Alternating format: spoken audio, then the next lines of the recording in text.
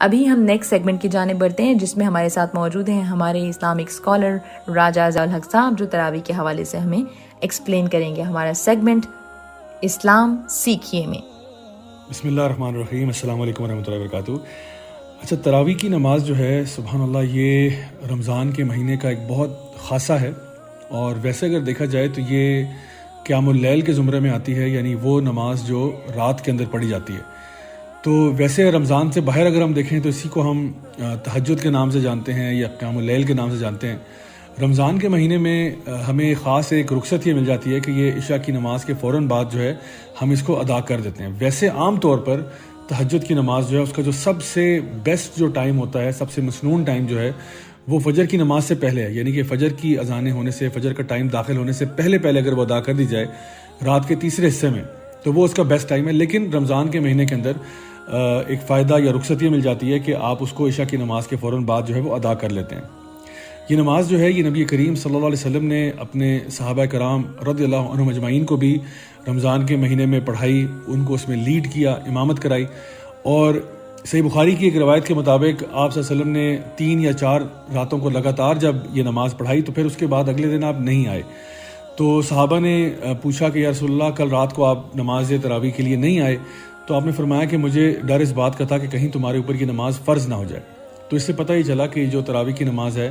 یہ ایک بہت ہی مسنون سنت ہے، حالانکہ یہ فرض نہیں ہے۔ تو ایسا نہیں ہے کہ انسان اگر کوئی تراویح کی نماز نہیں پڑھتا تو اس کا روزہ جو ہے وہ اللہ کی بارگاہ میں قابل قبول نہیں ہے، ایسا نہیں ہے۔ لیکن بہرحال یہ ایک بہت ہی زیادہ ریکمینڈڈ ایکٹ ہے۔ اس کے بارے میں بہت ساری احادیث مبارکہ ہیں جہاں پہ یہ بتایا گیا کہ جو شخص بھی امام کے ساتھ نماز تراویح ادا کرتا ہے اور امام کے ساتھ ہی اس کو ختم کرتا ہے تو اس کے لیے گویا پوری رات کی عبادت لکھی جاتی ہے۔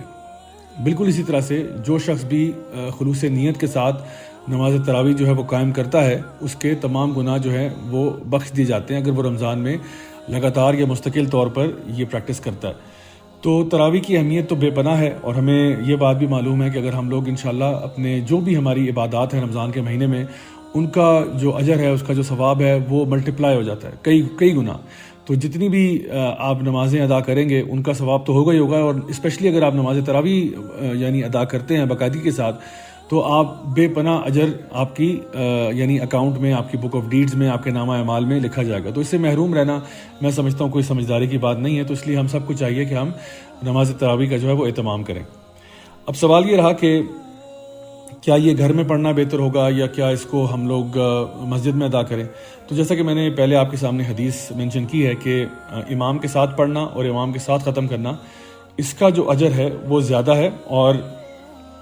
پوری رات کی عبادت جو ہے وہ لکھی جاتی ہے۔ چاہے آپ نے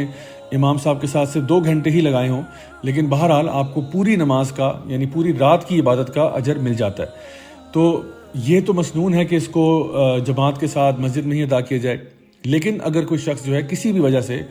گھر میں بھی ادا کرنا چاہتا ہے اپنی فیملی کے ساتھ یا خود اکیلے میں بھی، تو انشاءاللہ اس میں کوئی مسئلہ نہیں ہے، انشاءاللہ ایسا بھی کیا جا سکتا ہے۔ اور جہاں پہ یہ لوگ اکثر سوال پوچھتے ہیں کہ بھئی اس میں رکعت کتنی ہوں گی، 8 رکعت پڑھنی ہے، 20 رکعت پڑھنی ہے، تو اگر ہم دیکھیں کہ نبی کریم صلی اللہ علیہ وسلم نے کیا کوئی اس کے اوپر لمٹ رکھی ہے، تو کوئی لمٹ نہیں ہے۔ آپ نے یہی بات ارشاد فرمائی کہ اس کو 2 رکعت کر کے پڑھنا چاہیے، اور جب انسان کو یہ لگ رہا ہو کہ بس وہ اب اس کا اختتام کرنا چاہتا ہے یا پھر فجر کا ٹائم قریب آ گیا ہے تو وہ بس وتر پڑھ کے اس کو کنکلوڈ کر دے۔ نبی کریم صلی اللہ علیہ وسلم کی اپنی جو سنت رہی ہے، سیدہ عائشہ رضی اللہ عنہا فرماتی ہیں کہ وہ 8 رکعت رہی ہے، کہ آپ خود 8 رکعت پڑھا کرتے تھے اور اس کے بعد وتر ادا کر لیتے تھے۔ لیکن صحابہ کے اندر ہمیں نظر آتا ہے کہ وہ مختلف جو ہے نمبر آف رکعت پڑھا کرتے تھے، اس میں 20 بھی ہیں، اس میں 30 بھی ہیں، اس میں 40، 50، 60 بھی ہیں۔ اور عمر بن الخطاب رضی اللہ عنہ کے دور خلافت کے اندر آپ نے کیا کیا کہ آپ نے صحابہ کو ایک ہی پلیٹ فارم کے اوپر اکٹھا کیا، کیونکہ آپ دیکھتے تھے کہ مختلف لوگ جو ہیں وہ مختلف یعنی گروپس کے اندر نماز تراویح ادا کر رہے ہیں۔ تو آپ نے اس خواہش کا اظہار کیا کہ نبی کریم صلی اللہ علیہ وسلم کے دور میں جب ہم لوگ ایک ساتھ پڑھتے تھے تو اب ہم ایک ساتھ کیوں نہیں پڑھ سکتے؟ تو آپ نے سب کو 20 رکعت کے اوپر جوائن کروا دیا، اور ابی بن کعب کے پیچھے کہا کہ آپ ان کے پیچھے جو ہے نماز تراویح ادا کریں سب مل کر۔ تو یہ تو ہمیں پتہ چلتا ہے کہ انہوں نے ایسا کام جو ہے وہ جاری کر دیا ہماری امت کے اندر۔ تو الحمدللہ اس میں بھی کوئی اختلاف نہیں ہے، نہ میں سمجھتا ہوں یہ کوئی ایسا مسئلہ ہے جس پہ کوئی زیادہ بحث کرنے کی ضرورت ہے، کیونکہ جتنی بھی رکعت آپ پڑھنا چاہیں، جتنی آپ کی استطاعت ہو، انشاءاللہ تعالیٰ آپ پڑھ سکتے ہیں۔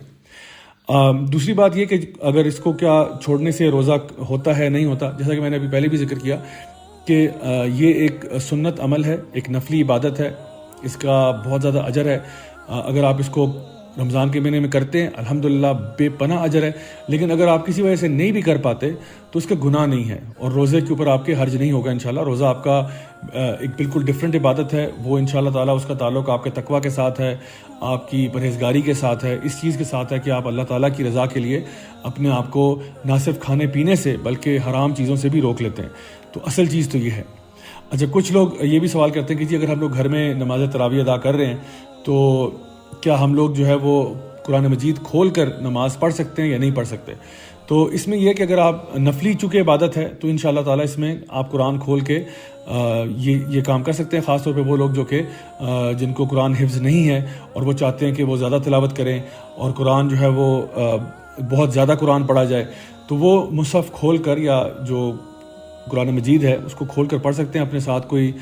ٹیبل وغیرہ سائڈ پہ رکھ لیں تاکہ جب آپ رکوع میں جا رہے ہوں تو آپ اس کو جو ہے نا کتاب کو سائڈ پہ رکھ دیں، اور پھر آپ اپنا سجدہ کرنے کے بعد جب دوبارہ کھڑے ہوں قیام کے لیے تو اس ٹائم پہ آپ دوبارہ سے مصحف کو کھول سکتے ہیں۔ یا آج کل میں نے دیکھا کچھ لوگ اپنے موبائل فون کے ذریعے بھی قرآن یعنی اس کے اندر اوپن کر کے ایپ کے اندر وہاں سے پڑھ لیتے ہیں، تو وہ کرنا بھی ٹھیک ہے انشاءاللہ، لیکن یہ اس صورت میں ہے صرف جہاں پہ انسان کو قرآن مجید حفظ نہ ہو یا زیادہ قرآن پڑھنے کی شوق اور تمنا رکھتا ہو، تو اس کیس میں وہ یہ کام کر سکتا ہے۔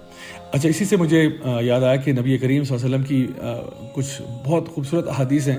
اس ٹاپک کے بارے میں کہ جو شخص بھی مثال کے طور پہ قیام اللیل کرتا ہے 10 آیات کے ساتھ، یعنی 10 آیات کا مطلب ہوا کہ اگر آپ صرف قیام اللیل کے اندر سورہ فلق اور ناس بھی پڑھتے ہیں جو کہ ٹوٹل 11 آیات ہیں، تو آپ نے فرمایا کہ اس کے لیے وہ کبھی بھی غافلین میں نہیں لکھا جائے گا، یعنی کہ اللہ کے ہاں وہ غافل شخص کنسیڈر نہیں کیا جائے گا جو کہ اپنی باقی 5 وقت کی نمازوں کے علاوہ قیام کرتا ہے، اور چاہے قیام میں اس نے 2 رکعتیں ہی پڑھی ہوں اور 2 رکعتوں میں صرف اس نے 10 آیات ہی پڑھی ہوں، تو انشاءاللہ الرحمن وہ اللہ تعالیٰ کے ہاں غافلوں میں نہیں لکھا جائے گا۔ پہلی بات تو یہ ہے جو 10 آیات کی تلاوت کرے گا، جیسے کہ میں نے آپ کو بتایا 2 صورتیں ہیں، فلق اور ناس بھی پڑھ لے تو الحمدللہ 11 آیتیں ہو جاتی ہیں۔ ایک اور حدیث میں یہ بتایا گیا کہ جو شخص بھی رات کا قیام کرے گا 100 آیات کے ساتھ، جو 100 آیات کے ساتھ قیام کرے گا اس کے لیے پوری رات کی عبادت لکھی جائے گی۔ تو اگر آپ 100 آیات کی تلاوت کر لیتے ہیں، جو کہ مثال کے طور پہ اگر آپ آخری پارہ اٹھا لیں تو سورہ النبا، سورہ النازعات اور ایک اور سورہ اگر آپ اس کے ساتھ ملا لیں تو انشاءاللہ یہ آپ کی 100 آیات بن جائیں گی بہت آرام سے۔ تو اگر کوئی انسان جو ہے وہ 100 آیات کی تلاوت کرتا ہے قیام اللیل کے اندر تو اس کے لیے گویا پوری رات کی عبادت لکھی جاتی ہے، تو الحمدللہ یہ ایک بہت بڑا اجر ہے۔ اور پھر ایک اور حدیث میں یہ بات ارشاد فرمائی گئی کہ جو شخص بھی 1000 آیات کے ساتھ تلاوت کرتا ہے، یعنی 1000 آیات کی تلاوت کرتا ہے قیام اللیل کے اندر۔ اب 1000 آیات اگر آپ دیکھیں کہ سورہ البقرہ سے آپ شروع کریں پہلے پارے سے، تو سورہ البقرہ جو ہے وہ 286 آیات ہیں، پھر آپ سورہ آل عمران بھی اس میں ڈال لیں، پھر دیگر صورتیں سورہ المائدہ ہے، سورہ العام ہے، تو یہ ساری ایڈ کرتے جائیں تو یہ تقریباً آپ کے 7.5-8 پارے بنتے ہیں قیام کے اندر۔ تو یہ تو پھر لگتا ہے انسان کو کہ بہت زیادہ 8 پارے میں قیام اللیل میں کیسے پڑھوں؟ تو اگر آپ دوسرے اینڈ سے شروع کر لیں، اگر آپ یعنی 30واں اور 29واں پارہ کر لیں، 2 پارے کر لیں، تو یہ 2 پارے اگر اینڈ سے شروع کریں تو یہ 1000 آیات سے زیادہ بن جاتی ہیں۔ تو انشاءاللہ کوئی بھی شخص کبھی اگر قیام کرنا چاہے اور اس کا شوق رکھتا ہو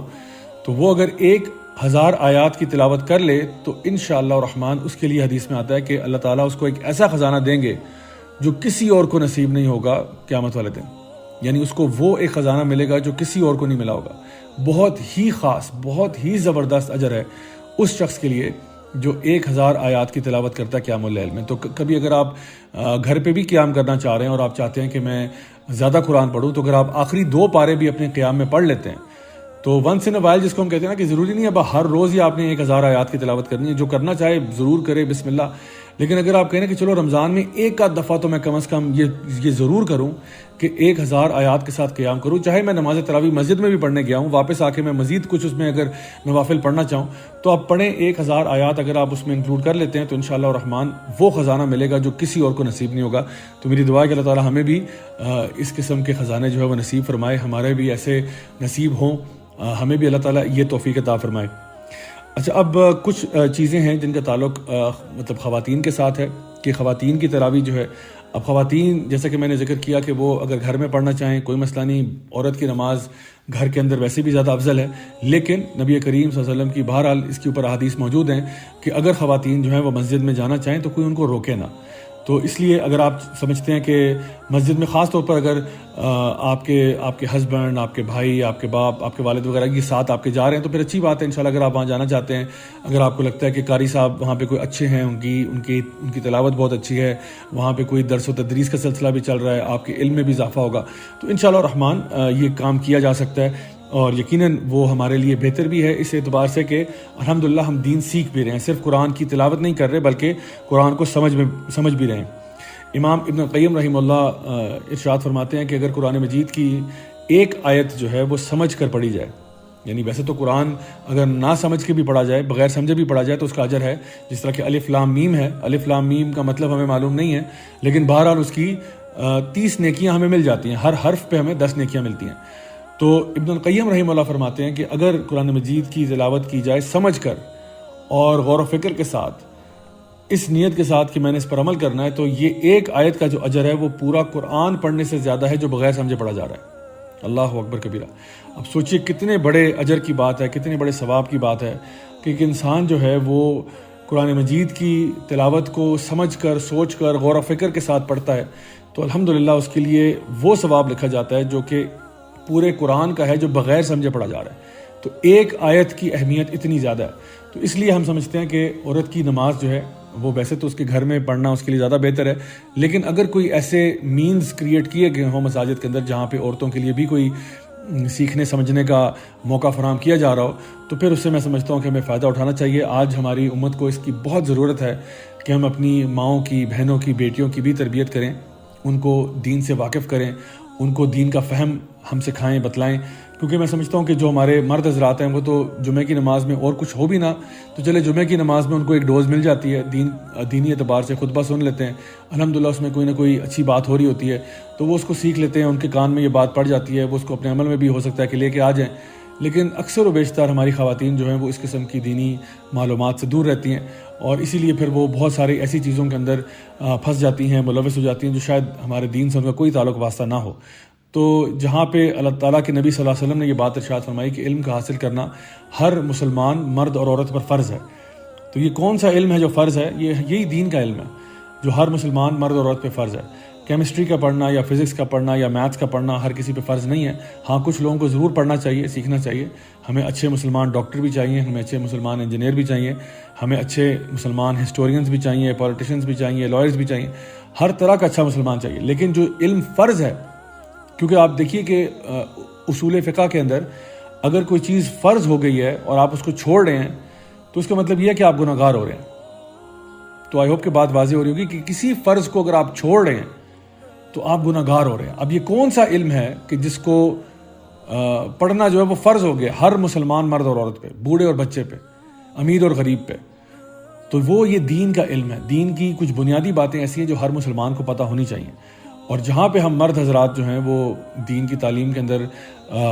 مساجد کا رخ کرتے ہیں، ہمیں کوشش کرنی چاہیے کہ خواتین کے لیے بھی ایسا انتظام اگر گھر پہ ہو سکے تو وہ کیا جائے، ورنہ اگر گھر پہ کوئی ایسی سہولت میسر نہیں ہے تو پھر مساجد میں جہاں پہ کسی قسم کا بھی درس و تدریس کا سلسلہ چل رہا ہے وہاں پہ ان کو جوڑا جائے تاکہ وہ مستقل طور پر دین کی سمجھ اور فہم جو ہے وہ اختیار کر سکیں۔ اصل میں جو رمضان کے مہینے کی روح ہے یہ ہے ہی مہینہ قرآن مجید کا،